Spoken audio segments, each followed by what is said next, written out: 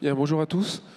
Je m'appelle Nicolas Maviel, je suis l'animateur de la Red Team Défense. Et cet après-midi, je suis accompagné de Laurent Genefort, qui est un des auteurs, coucou, qui lève la main, de Marie Roussy, qui est la doctorante responsable du programme, qui est émergée chez nous, et du capitaine de vaisseau Vincent Sébastien, qui est tête de chaîne de la Blue Team. Je vais préciser exactement ce que ça veut dire de notre côté.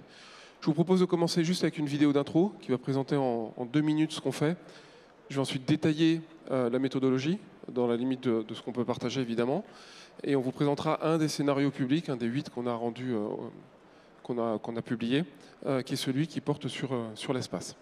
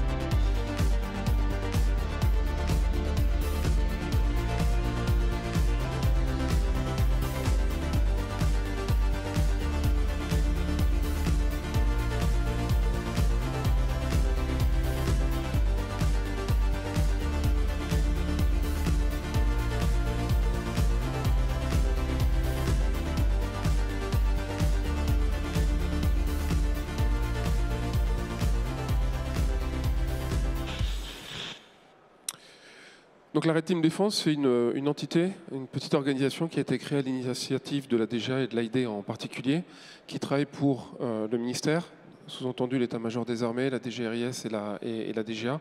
Et notre objectif, comme on l'a présenté dans la vidéo, c'est d'imaginer des scénarios à horizon 2030-2060 qui mettent à mal les forces françaises et qui, à partir de là, doivent s'adapter. Et on le fait avec une équipe d'auteurs de science-fiction et dans une méthodologie qui est très proche de celle de la méthode des scénarios, mais qu'on va augmenter. Je vais vous montrer ça. On définit une thématique qu'on propose au ministère, qui la valide ou non. À partir de là, on va travailler sur des inducteurs scientifiques, géopolitiques, technologiques et autres. On va les pousser très très loin, dans ce que l'on appelle le cône des futurs, ce que je vais vous montrer. Et à partir de là, on fait des scénarios qu'on rend tangibles. Donc on n'écrit pas de rapport, on le fait, mais ce n'est pas le sujet de fond. On crée des mondes, on fait un gros world building, on immerge les gens. Et après, une fois qu'on a fait ça, on revient en arrière et on dit concrètement qu'est-ce que ça veut dire pour les armées. Donc dans le public, on présente quelques scénarios. On ne parle pas évidemment de la phase d'après où on fait un atterrissage très concret.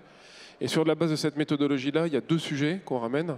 C'est que, non content d'analyser avec des données scientifiques grâce à l'université PSL, Paris Sciences et Lettres, qui est tributaire du programme, on rajoute la créativité des auteurs et l'imagination des auteurs et de la science-fiction qu'on essore de manière industrielle. Et ensuite, surtout, on rend immersif. On n'écrit pas, ça c'est très important, on écrit des rapports, mais ce n'est pas le sujet de fond.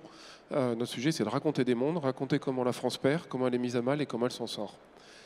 Notre métier en termes de temporalité, il dépasse les enjeux classiques capacitaires des armées. Donc si je prends le cône bleu des forces armées, on a ce qu'on appelle nous une potentialité connue. Il y a le MGCS, il y a le SCAF, il y a plein de choses qui vont être développées. Il y a plein d'a priori, environnement opérationnel futur, etc. Et notre objectif, c'est de jouer les rouges, les méchants, on a compris. On joue volontairement l'ennemi. On va venir impacter le développement et la prospective usuelle du ministère, et surtout on va les prolonger plus loin. On va finir en 2080 ou 2100 même sur certains de nos scénarios. Pour faire ça, on parle toujours de la Red Team. En fait, il y a 4 équipes au sein de cette structuration, de cette organisation. La Red Team qui est uniquement composée d'auteurs, d'illustrateurs, de vidéastes, de gens qui font du jeu vidéo, etc., dont le nombre est confidentiel. Publiquement, on en affiche, je crois, 5, 6 ou 7. Donc ça, c'est la Red Team en tant que telle.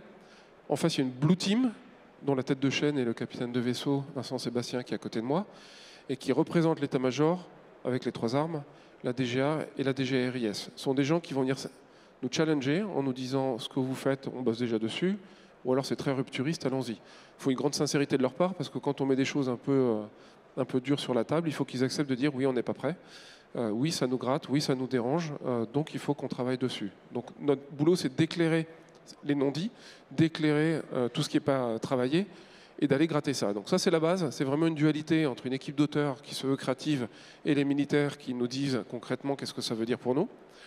Et on doit ensuite sincériser. On ne peut pas raconter de la science-fiction pour de la science-fiction. Marie va revenir là-dessus. Nous, on doit raconter quelque chose qui est plausible, qui relève du connu plausible.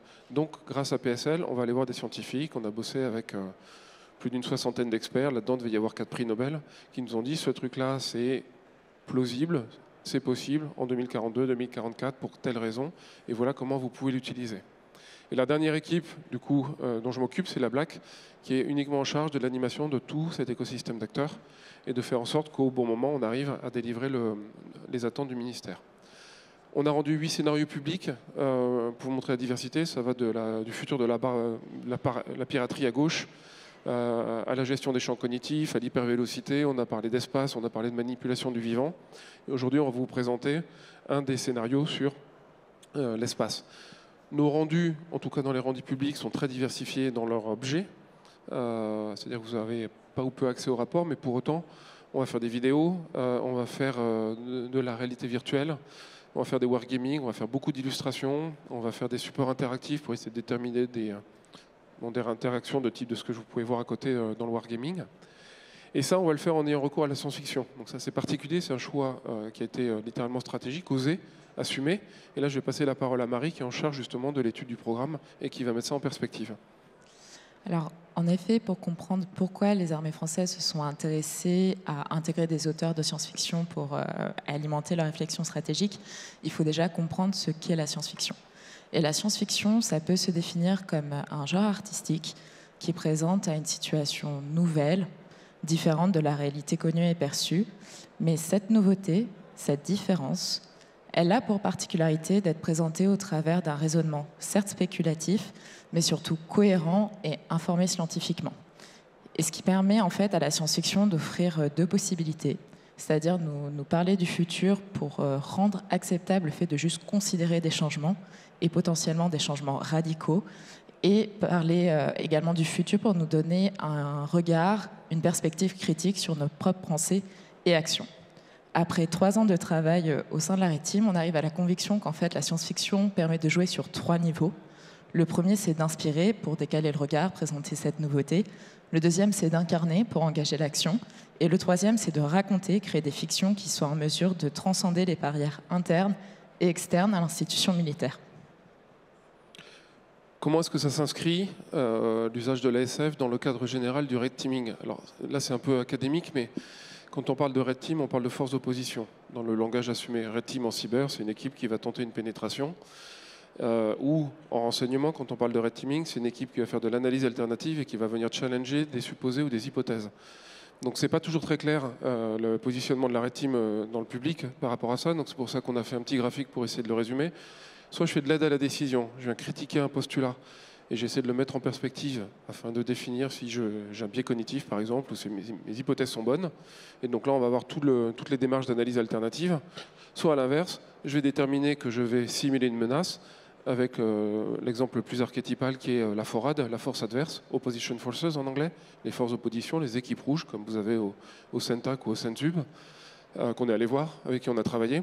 Et nous, on va être quelque part entre les deux. On est entre les deux parce que très concrètement, on joue l'ennemi, on assume de jouer les rouges, on assume d'avoir des postures éthiques qui sont inacceptables pour les forces françaises.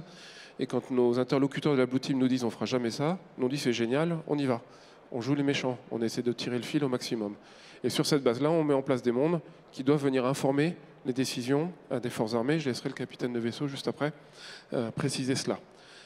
On n'est pas les premiers, disons-le, mais par contre, ça a quand même quelques caractéristiques qui font que c'est un programme qui est un peu hors norme dans le monde de la défense. Alors, en fait, faire appel à la science-fiction, c'est pas du tout une pratique inédite ou nouvelle. En fait, on a des programmes, on a pu identifier des programmes qui remontent des années 70, 80, et on a même la conviction qu'il y en avait avant. C'est une pratique qui est présente auprès d'acteurs très différents, publics, privés, et auprès de secteurs d'activité très différents. Donc, on a la Commission européenne, Microsoft, l'OTAN, le comité Colbert qui font appel à la science-fiction, et le secteur de la défense ne fait pas exception. Nous, là-dedans, on s'est dit, d'accord, très bien, mais du coup, quelle est l'originalité du programme Red Team Défense? En quoi ça se démarque de tous ces programmes que vous voyez affichés ici? Et en fait, le programme Red Team Défense, il se démarque sur 3 points. Le premier, c'est la temporalité de projection. La plupart des fictions qui sont créées dans ces différents programmes s'arrêtent en 2030-2040. Là où nous, la Red Team et les auteurs, Laurent pourra en parler, pensent jusqu'à 2060-2080.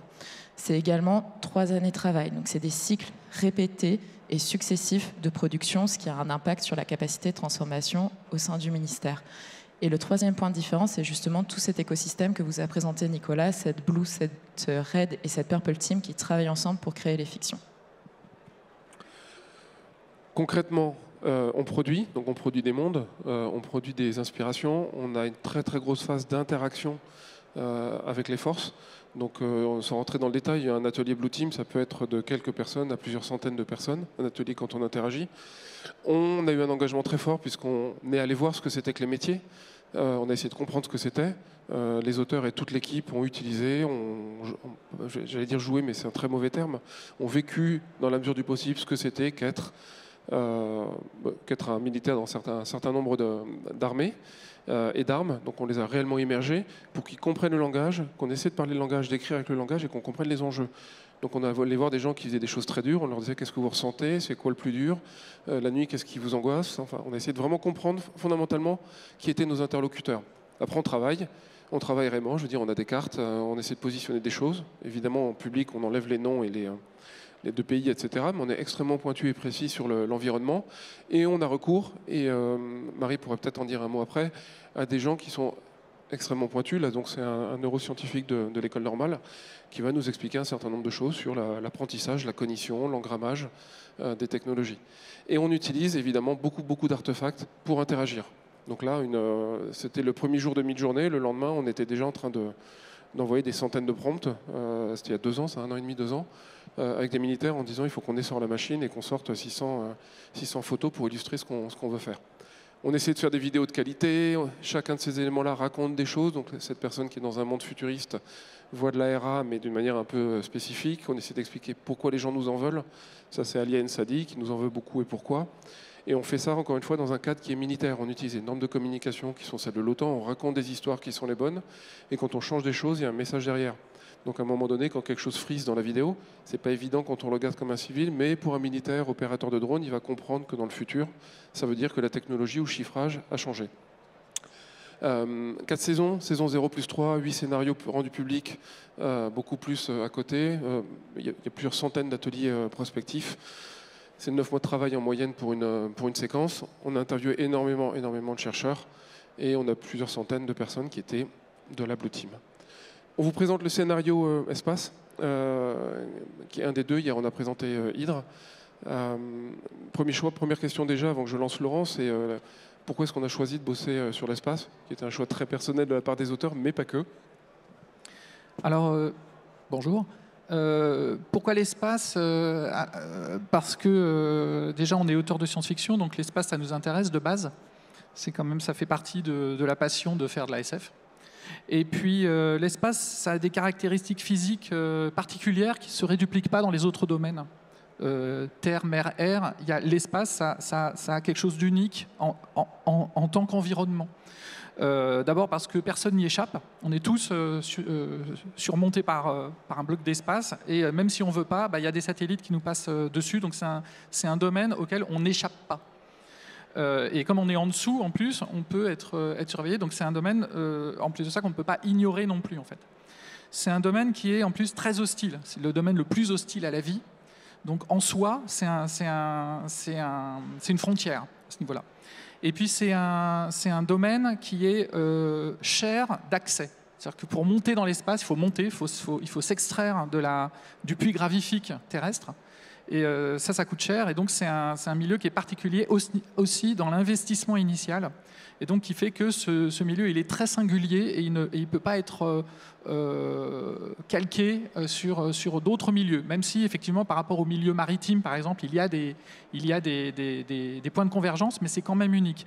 Et finalement, le milieu qui ressemble le plus, c'est les abysses, paradoxalement. C'est ce qui se passe tout au fond des mers. Alors, imaginez devoir mener une guerre au fond des mers, à 10 km sous la surface. Bah, c'est aussi exotique que d'aller dans l'espace. Donc, voilà. Donc en fait, c'est les deux extrêmes. Donc on va vous montrer une première vidéo que nous on appelle une vidéo univers. Donc systématiquement on produit une vidéo univers qu'on montre ou pas, mais qui résume l'histoire. C'est celle que vous allez voir. Et à côté de ça, ce qui est important, c'est qu'on produit des briques qui vont venir illustrer plusieurs éléments en fonction. On fait beaucoup de design spécifiquement. Donc ça, c'est la vidéo univers qui présente et qui résume ce scénario. Dans les années 2030, l'accès à l'espace se démocratise. Sur Terre, des alliances étatiques aboutissent à la création de 2 consortiums mêlant acteurs publics et entreprises privées engagés dans une course aux ressources spatiales.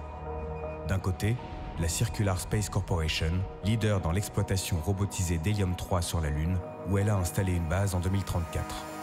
De l'autre, PebbleX, spécialisée dans l'exploitation minière robotisée sur les astéroïdes. Les travaux des 2 consortiums progressent parallèlement, et ce, avec le même objectif, exploiter les ressources d'outre-terre. 2040 marque le début d'une escalade des tensions entre les 2 géants économiques. Les incidents et agressions se multiplient au cours des décennies 2040-2050, chacune des entités accusant l'adversaire de sabotage. Entre détournement de convois lunaires, piratage des IA commandant les robots de minage, intimidation et voies de fait par bombardement de déchets spatiaux, les dégâts sont pour le moment seulement matériels. En 2058, la Circular Space Corporation déclare unilatéralement la création d'une zone économique exclusive autour de la Lune. Le reste du monde s'insurge de ce déni d'accès. La construction d'une base lunaire par PebbleX quelques années plus tard accroît les tensions. La Lune devient le théâtre de plusieurs accrochages entre les représentants de PebbleX et de la Circular Space Corporation. Les premières pertes humaines lors d'un affrontement spatial sont à déplorer. Ce déferlement de violence agit comme un électrochoc. La désescalade est nécessaire pour maintenir l'activité économique spatiale et une relative stabilité géopolitique sur Terre. Cette désescalade est concrétisée par la signature d'un traité de non-agression à la fin des années 2060. La paix est cependant de courte durée. PebbleX et la Circular Space Corporation augmentent leurs investissements dans l'industrie spatiale à des fins civiles et militaires. Une course aux armements débute, rendue possible par une hausse drastique des budgets consacrés à la guerre spatiale. La Circular Space Corporation lance une opération de sabotage contre la base lunaire de PebbleX. C'est un échec. Humiliée, la Circular Space Corporation menace d'intervenir en cas de contre-offensive de PebbleX. L'envoi d'une arme nucléaire dans l'espace est évoqué. En 2075, l'espace pourrait-il devenir le théâtre d'un conflit ouvert de haute intensité ?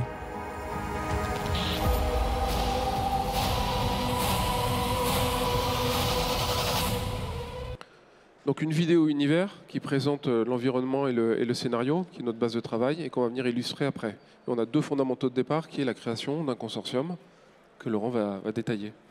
Oui, alors d'un côté, on a le PebbleX, qui est donc un consortium composé du polyèdre et de cubes. Alors, comme on est dans la version publique, on a dû inventer des nouveaux pays. Voilà. Donc après, à vous d'imaginer ce que ça pourrait être sur Terre.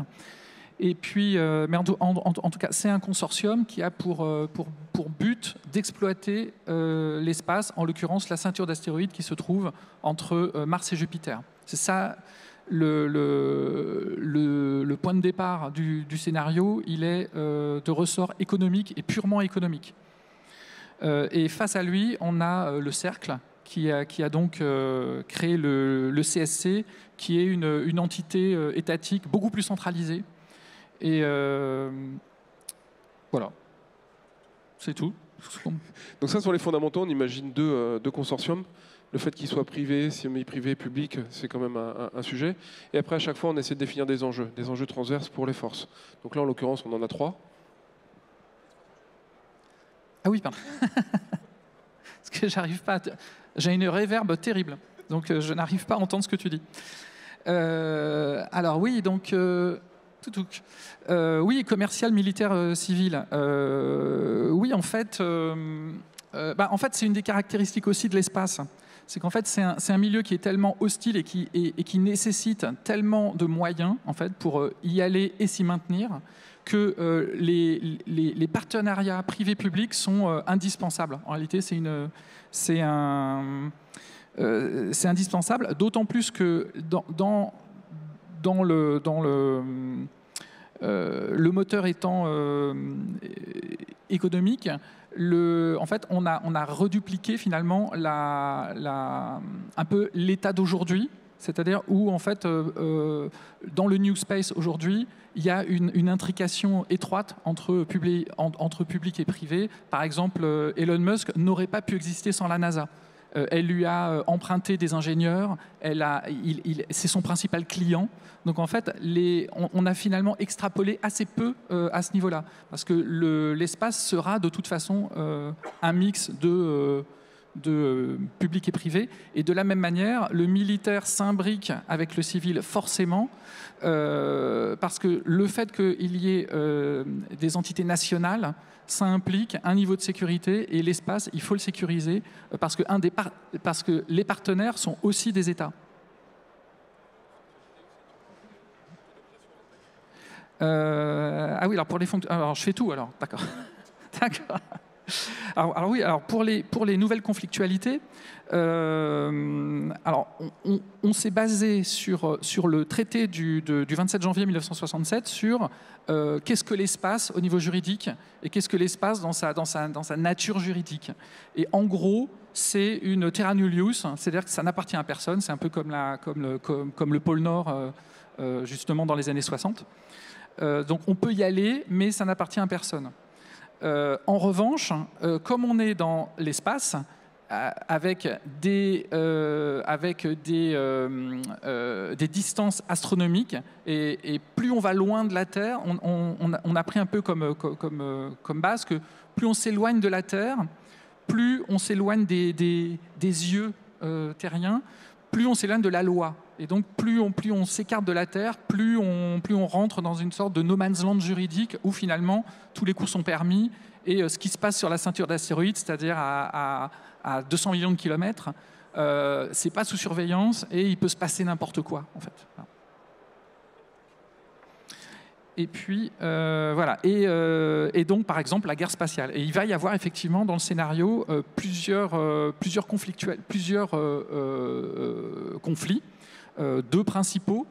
Et la caractéristique de la guerre spatiale, on a essayé justement que ça ne ressemble pas à une guerre maritime, par exemple, parce que, par exemple, une des caractéristiques de l'espace, c'est qu'on ne peut pas se cacher, à moins de créer sa propre furtivité, mais on ne peut pas se cacher derrière un bout de rocher. Dans l'espace, c'est vide.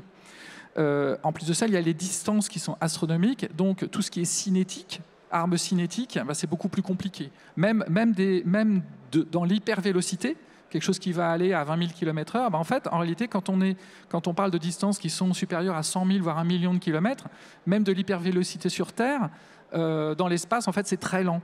Donc, ça va nécessiter de développer, de multiplier même des AED, donc de l'énergie dirigée, donc qui va à la vitesse de la lumière. Et même comme ça, la vitesse de la lumière, il y a quand même une latence.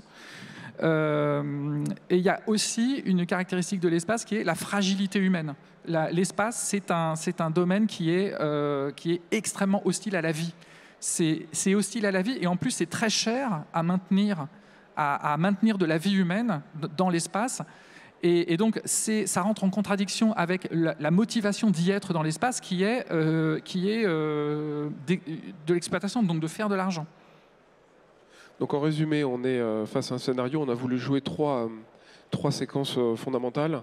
Le fait qu'il y ait une dualité civile et militaire, imaginer de nouvelles conflictualités qui sont ce que les militaires appellent sous le seuil pendant très très longtemps, mais avec quand même des morts, et un enjeu technologique, parce que Laurent l'a parfaitement dit, combattre à moins 10 km dans le sol, ou à 100 millions ou 200 millions, c'est très très compliqué. Commandant, peut-être 2 questions pour finir cette présentation. En tant que responsable de la Blue Team, qu'est-ce que ça fait d'être face, mais de manière macro, hors de ce scénario, face à la Red Team? Et puis celui-là en particulier, peut-être quelques retours? Merci Nicolas, bonjour. Alors, je pense que ce scénario sur l'espace illustre très bien tout l'intérêt du projet Red Team Défense pour les armées. En fait, la force de ce projet, c'est la capacité immersive. Évidemment, les armées, enfin l'ensemble du ministère des Armées travaille sur les menaces futures, sur les scénarios de manière très analytique, très scientifique. La difficulté, c'est de rassembler l'ensemble des analyses, des études en, je dirais, justement, un scénario qui permet de s'immerger et d'appréhender tous les enjeux liés à cette menace ou à cette nouvelle conflictualité. Et donc le scénario espace illustre très bien cela et nous amène à nous poser des questions qui semblent, je dirais, évidentes si on est très rationnel et qu'on analyse chaque point, mais avec la force de cette rapidité d'appréhension. Donc par exemple, ce scénario dans l'espace fait aborder la question des seuils. À partir du moment où nous n'avons que des machines dans l'espace, quand est-ce que l'agression contre une autre nation, contre des actifs d'une autre nation dans l'espace, se transforme en conflit et éventuellement va redescendre sur Terre? Dans quel cas on va laisser le conflit dans l'espace et préserver, on va dire, la conflictualité terrienne? Et puis finalement, à un moment, on va se poser la question en disant mais c'est idiot d'aller se battre dans l'espace, c'est tellement plus simple et moins cher de se battre à Terre, tout venant de la Terre. Finalement, est-ce que ça a du sens, la conflictualité spatiale, au-dessus du seuil du conflit armé? Donc voilà, c'est des questions comme ça qui nous amènent à réfléchir. La place de l'homme dans la conflictualité spatiale, quelle est-il, quelle est-elle? Pourquoi l'homme apporte de la valeur à la conflictualité? Ou au contraire, quel frein cela représente-t-il? Il y a cette image très paradoxale où on voit deux spationautes se taper dessus avec un bâton, alors qu'à côté de ça, il y a une concentration capitalistique et une technologie extrême dans l'espace. Et donc, c'est tous ces paradoxes qui nous amènent justement à réfléchir et à imaginer et chercher à trouver la bonne feuille de route pour être prêt à toutes les situations. Et notamment, cette dualité civilo-militaire. Quand est-ce qu'on devra justement travailler au bon moment avec des grands groupes, des consortiums qui développeront les activités spatiales pour pouvoir sécuriser? Et finalement, la question de est-ce que c'est des forces militaires ou des forces de sécurité qui doivent être déployées dans l'espace? Voilà beaucoup de questions pour illustrer ce que peut amener ce projet Red Team Défense qui vient nous challenger et qui vient en fait vraiment nous aider à penser différemment. Merci beaucoup, commandant. Il nous reste un quart d'heure qu'on a préservé pour prendre des questions, s'il y en a, échanger avec la salle. Est-ce que quelqu'un a une question? Bonjour. Bonjour. Déjà, merci pour vos présentations d'hier et d'aujourd'hui. J'avais 2 questions. Vous avez parlé au début de cette conférence de mid-journée, donc l'IA générative pour les images. J'aurais aimé savoir quel est votre rapport face aux IA génératives de texte. Est-ce que vous en servez pour développer certaines idées que vous avez pu avoir? Et la deuxième question, sur l'une des premières planches, vous avez parlé des livres, des jeux et de l'aspect VR. Est-ce que des scénarios sont disponibles en VR au public ou est-ce que c'est gardé privé de votre côté? Merci. Donc pour la deuxième question, la réponse est non, pas en public. Pour la première, on a des auteurs en fait. Donc c'est un vrai sujet de débat. En fait, autant sur la partie tangibilisation design, on a toujours besoin de tangibilité très vite, autant pour le reste, je pense que le fait que vous soyez là... Ah, on va attendre que ça...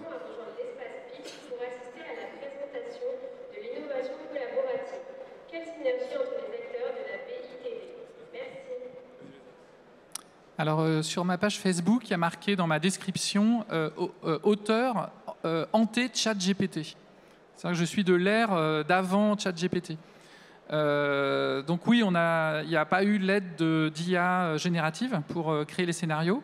On aurait pu, enfin ça aurait pu, mais d'abord c'était trop tard, parce qu'on était déjà bien engagé dans le travail pour le faire. Et puis, je ne sais pas si ça nous aurait réellement servi, parce que finalement, la rédaction elle-même, la rédaction du texte, c'est pas ce qui prend le plus de temps. C'est d'organiser les idées et c'est les brainstorms. C'est la façon dont on organise et qu'on trouve les idées en fait qui est intéressante. Et le collectif, il a servi à ça. Et là, il y a pas ChatGPT peut pas remplacer ça. au niveau créatif. C'est-à-dire qu'on ne va pas, on n'est pas juste une espèce de réceptacle des idées qui existent déjà. On essaie d'aller gratter là où ça n'a pas encore été trop. Mais même si en réalité notre scénario, par exemple dans l'enjeu, c'est un enjeu, par exemple la motivation de PeopleX, c'est d'aller autonomiser le bloc du polyèdre contre l'hégémonie du cercle qui a un monopole sur les terres rares, sur un certain type de minerais.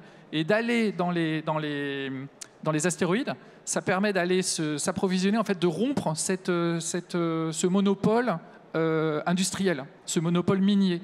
Et ce truc-là, ça a été imaginé. Il y a eu une histoire qui s'appelait La chasse aux météores de Jules Verne, qui est un roman posthume qui a été publié en 1908, où Jules Verne, il imagine qu'il y a un astronome qui découvre dans l'espace, dans son télescope, un astéroïde d'or, entièrement en or, qui pèse des millions de tonnes.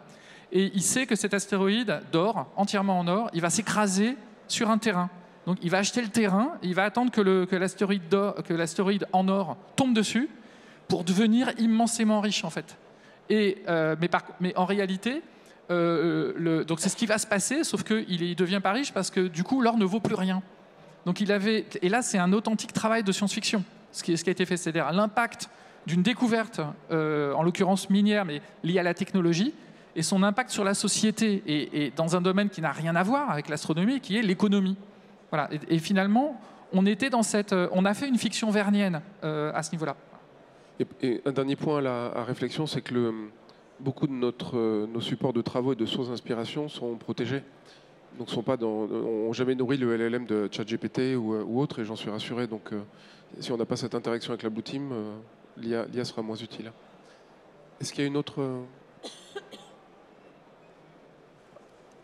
Et les scénarios seront édités de la saison, parce qu'il y avait cette question-là. Alors les publics, oui, ils seront édités. Dans la deuxième question, c'est oui. Ils le sont tous, ils le seront, mais pas la VR, pas les aspects techniques. Non, ça. Bonjour, merci pour la qualité de votre intervention. Une question, en quoi est-ce que la guerre en Ukraine actuellement valide certaines de vos hypothèses ou tendances pour des prospectives? Ça, c'est la première question. Et la deuxième question, est-ce que parfois vous avez tendance à imaginer des réponses par rapport au scénario que vous élaborez, parce que c'est tellement en fait imaginatif que peut-être que les militaires n'ont pas de réponse? Moi, je peux pas répondre nous, on peut pas répondre à la première, donc je vais passer la balle gentiment au commandant, et qui répondra aussi sur la deuxième, je pense.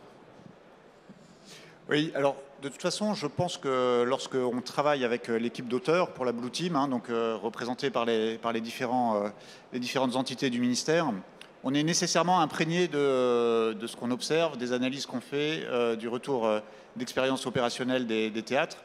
Et donc, sur les 2 années précédentes, qui ont amené à ce scénario de l'espace, on était imprégné de questions qu'on se posait sur l'Ukraine, le rôle des opérateurs privés notamment, donc avec Starlink, le rôle des sociétés militaires privées.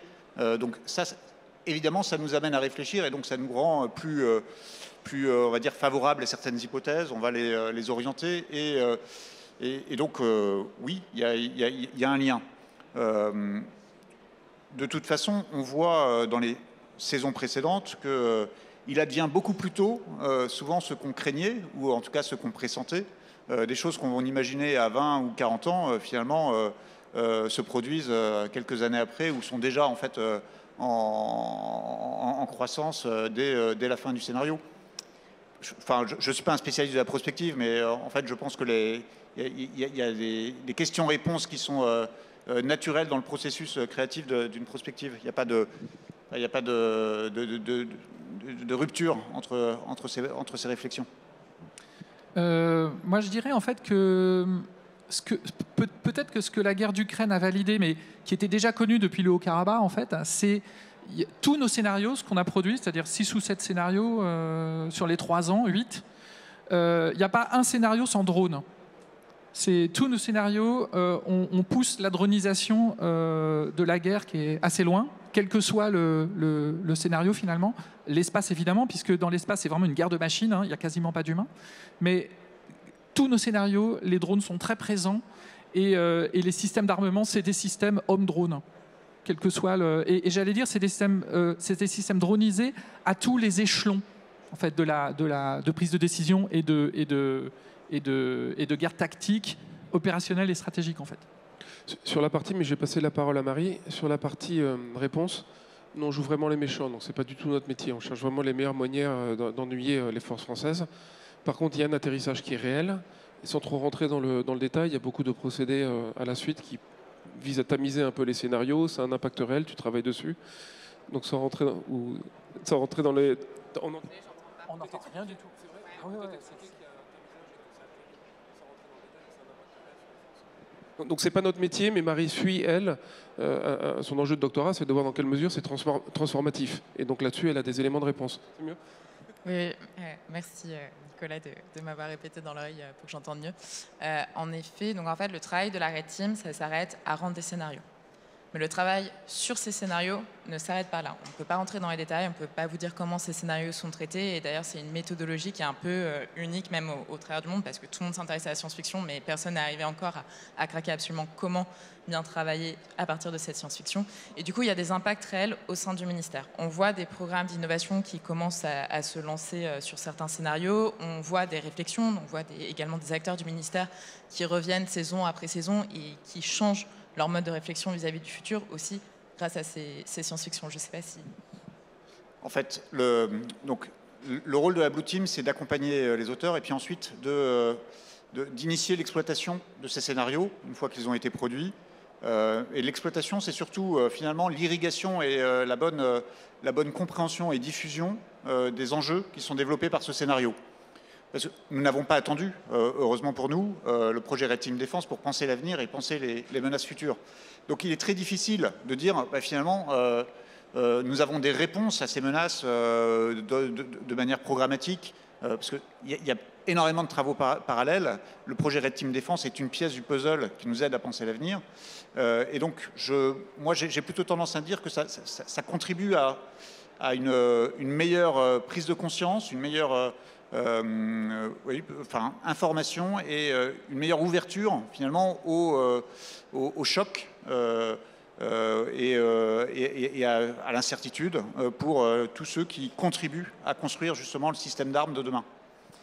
Donc on est plus dans l'intangible, mais il n'y a pas de réponse immédiate qu'on puisse directement connecter à un scénario Red Team. Est-ce qu'il y a une autre question ?